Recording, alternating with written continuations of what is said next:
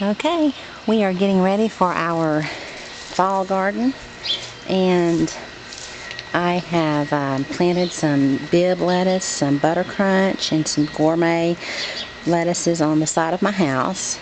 This is not the square foot method, but I just thought it would be nice because it's right beside my back door.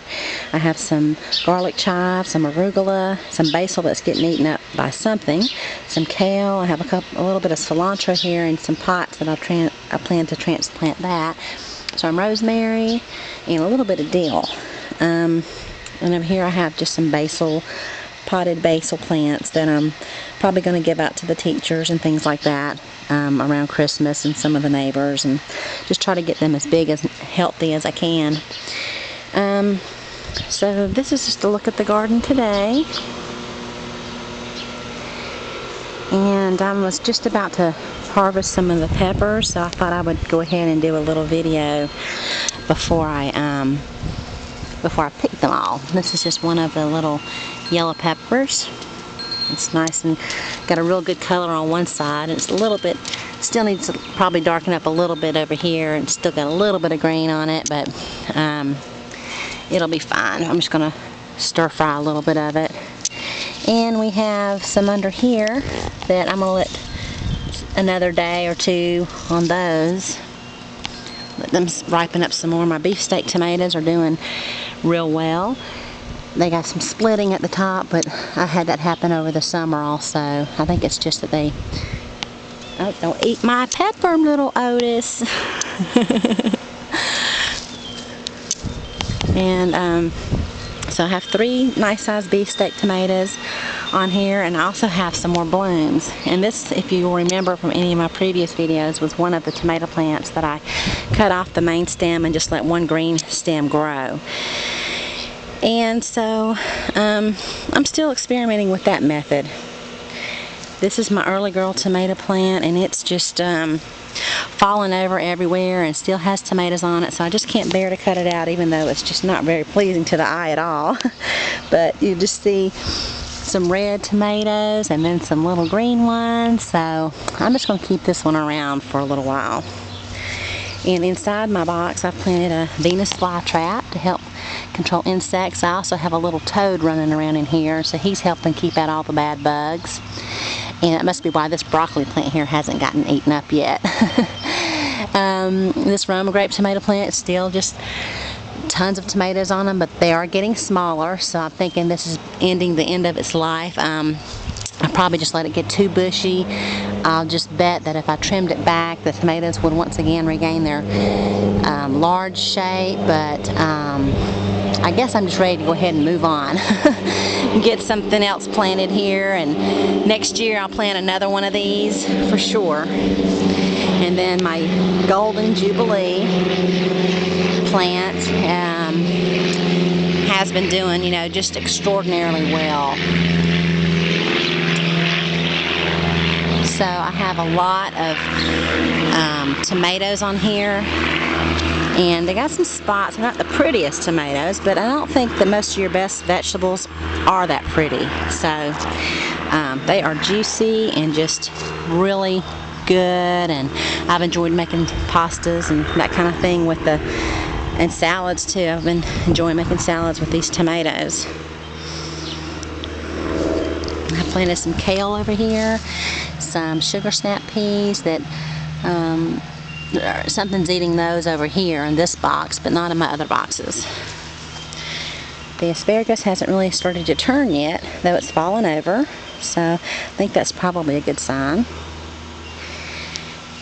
And I have, of course, some more peppers here. This looks like it's going to be a nice one. I love it when it gets that real deep orange color.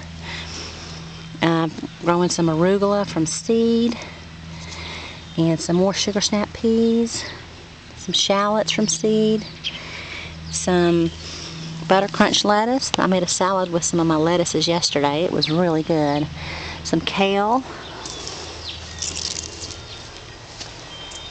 I've transferred some strawberries to this bed because they just weren't getting enough sunlight, so I'm going to give them another shot here, and if they don't thrive, I'll probably just go ahead and pull them out and know that strawberries are not something that I'll be able to grow well, where I live at least. This is a Golden Jubilee plant. This was another one of the tomato plants, if you'll recall, that I cut off the main stem and just let one of the little green stems that were coming up from the root grow, and now it's just turned into this fabulous little plant. So I'm waiting to see if these blooms that are on here are going to hold on. The weather's starting to cool off some, and if my other tomato plants through the summer, it was just too hot, so they would drop their blooms. And now that it's cooling off, maybe I'll get some more of the Golden Jubilee tomatoes over here. I have a flat leaf parsley, some more broccoli, some more arugula, some more red pepper plants back there, some mums, some big red mums, and some more sugar snap peas. They're trying to find their way up this little trellis. I'm hoping this method's going to work, going up this little trellis instead of one of the black trellises like I have on some of my other boxes, like that one right there. And I put some little CDs hanging off my scarecrow, keep out the birds. I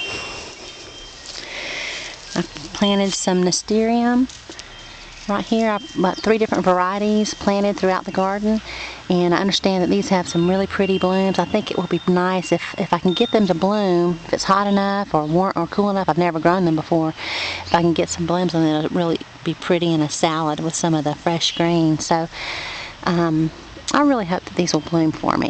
They're supposed to have like a peppery flavor and be a nice edible flower. And I have another tomato plant here. This is one that I propagated from a plant that I took out. And down at the very bottom there's a little tomato. So who knows, this might be a tomato plant that actually I'll get some tomatoes this fall from. I have some gypsy peppers that I'm just waiting on them to turn a nice red. No sign of red yet, but they are just big and hanging out. I need to probably cut some of these jalapeno peppers off of this plant. I have some green bell peppers there, probably 4 or 5 there I need to trim off. And here are some more red peppers. They're all just really starting to turn now. All my yellow and red peppers that I was hoping I would have gotten through the summer, but I'm not complaining. I mean, if I'm going to get them now, that's fine too. I planted some fennel, which is supposed to be very winter hardy.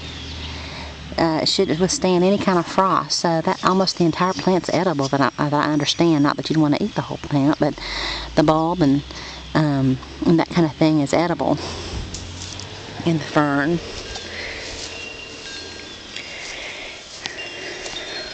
Okay, so this is my Parks Whopper plant that's just kind of hung on all summer, and now I finally see some more tomatoes popping up on it.